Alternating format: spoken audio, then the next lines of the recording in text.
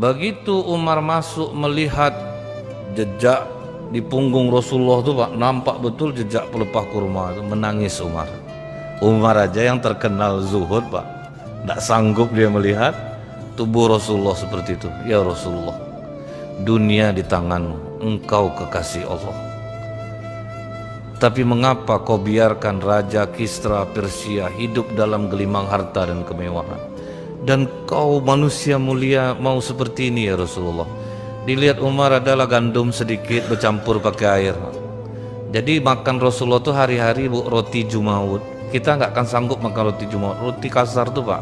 Ibaratnya kalau di Holland sering dulu kalau orang nunggu-nunggu tuh Pak, sisa roti yang keras-keras tuh Pak, itu tuh jumaud keras. Itu yang dimakan Rasulullah. Pakai air sedikit untuk melunakkannya. Itu yang dimakan. Apa nak nangis Umar dibuatnya? Apa kata Rasulullah? Umar, mereka itu disegerakan nikmatnya di dunia untuk kita nanti di akhirat. Apakah kau tidak ridho? Nah itu yang membuat Umar tetap nangis juga. Tidak bisa dia. Walaupun udah dihibur Rasulullah, tetap Umar nangis karena tidak tahan melihat Rasulullah tidur seperti itu. Sebetulnya ada yang melatar belakangi kenapa Rasulullah sampai tidur beralaskan pelepah kurma itu tuh Pak. Nah ini pernah kita ungkapkan ketika istri-istri Rasulullah demo minta tambah uang belanja, kan itu yang mendasari Pak. Datang ramai-ramai minta tambah uang belanja, tidak tahan lagi hidup miskin Pak. Sementara orang enak-enak hidupnya, kita kok enggak. Abu Bakar Siddiq melihat dalam satu rombongan istri-istri Rasulullah itu ada Aisyah, jalan langsung jalan Abu Bakar Siddiq, di backupnya menantunya, duduk dia di sebelah Rasulullah. Tidak lama datang Umar, duduk pula Umar di sebelah Rasulullah karena dia nampak anaknya ikut juga. Karena semua diam, Umar mulai membuka cerita. Perlu kita ketahui Pak, istri Umar bin Khattab itu cantik Pak, namanya Atika. Jadi dia pernah agak kurang senang dengan Abu Musa al-Asy'ari, dikarenakan ketika istrinya pergi ke masjid, pas pulang dihadiahkan oleh Abu Musa al-Asy'ari karpet merah. Tersinggung Umar, Pak, ngapa kau terima kado orang nih? Diangkatnya lah Pak, karpet itu dibaliknya, jangan kasih istri aku kado. Cemburu kuat, makanya Umar melarang istrinya ke masjid. Sekalipun Umar tidak melarang perempuan datang ke masjid, tetapi untuk istrinya dia larang karena istri cantik. Setelah itu Umar duduk di sebelah kiri Rasulullah, Abu Bakar di kanan Rasulullah. Kata Umar, ya Rasulullah, aku ada masalah. Apa masalah kau Umar? Istri aku tadi pagi minta tambah uang belanja ya Rasulullah. Bingung aku jadinya. Kata Rasulullah, sama masalah kita berarti. Ini pun datang minta belanja sama aku. Bayangkan 9 jumlahnya, kau baru 1. Ini 9. Langsung berdiri Umar, ditekannya bahu Hafsah. Kau ingin menjadi musuh Rasulullah Hafsah? Kok berani kau minta tambah belanja kepada Rasulullah?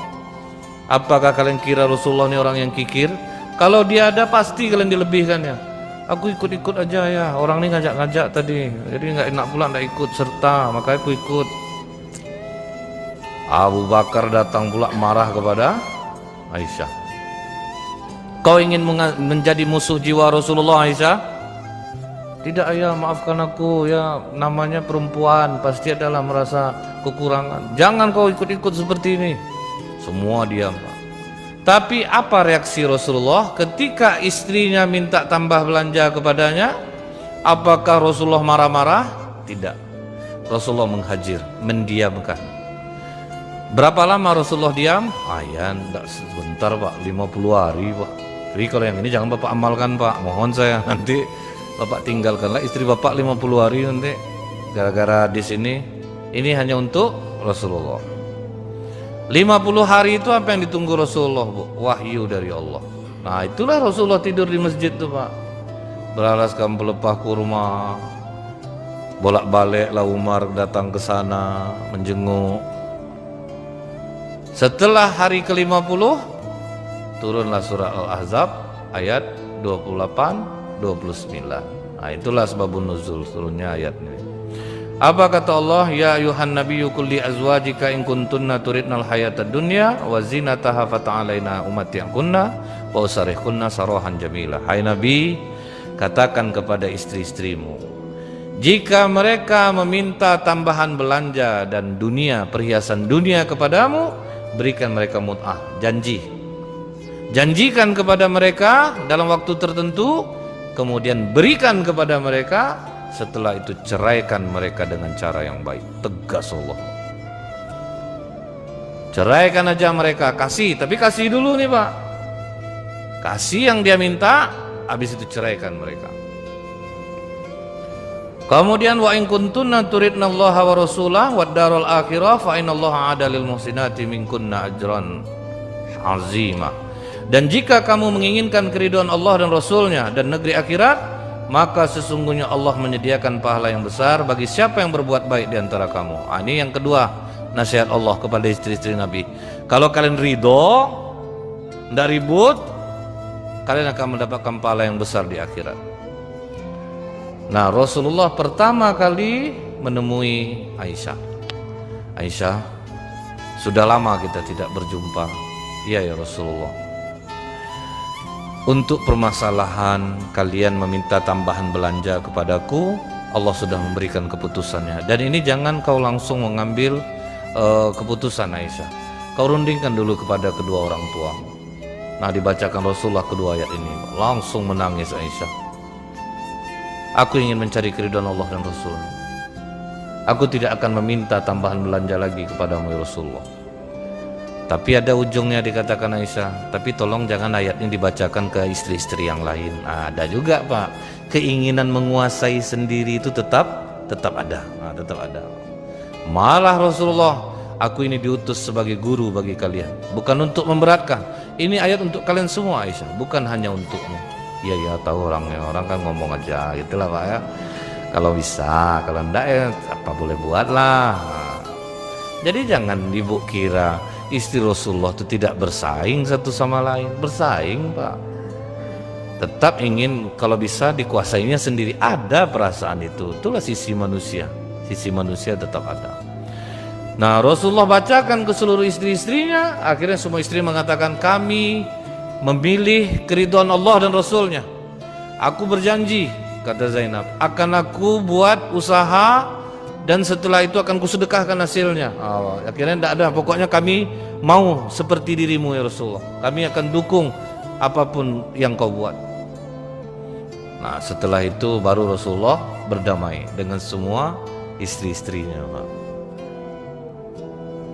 Pernah istri-istri Rasulullah ini karena melihat alas tidur Rasulullah itu terlalu tipis, maka mereka punya inisiatif. Jadi masing-masing istri sepakat, gini aja, kita lipat kulit itu menjadi 4 lipatan. Tapi jangan tahu Rasulullah, kata kita lipat 4 lipatan biar sedikit empuk lah, supaya Rasulullah nikmat dia beristirahat dan dia tidur itu bisa lebih nyenyak. Maksud istri-istri ini baik, ditebalkannya alas tidur Rasulullah itu. Tapi gelisah Rasulullah Pak, tidur dikasih itu tuh gelisahnya Pak, terlambat bangun. Jadi Rasulullah terlambat bangun ketika istrinya melipat kulit itu menjadi 4 lipatan. Maka Rasulullah memberitahu kepada istri semuanya, gara-gara ulah kalian aku terlambat untuk beribadah, tolong jangan ulangi lagi seperti ini. Akhirnya baliklah sekali lipatannya. Berapa kerasnya itu Pak ya? Tidur setiap malam seperti itu yang membuat Rasulullah bersemangat untuk beribadah, karena pasti mata tidak akan nyenyak tidur. Kemudian Pak, ada seorang wanita Ansor, dia berkunjung ke rumah Aisyah. Pas dia melihat alas tidur Rasulullah keras, dirasanya Pak, keras.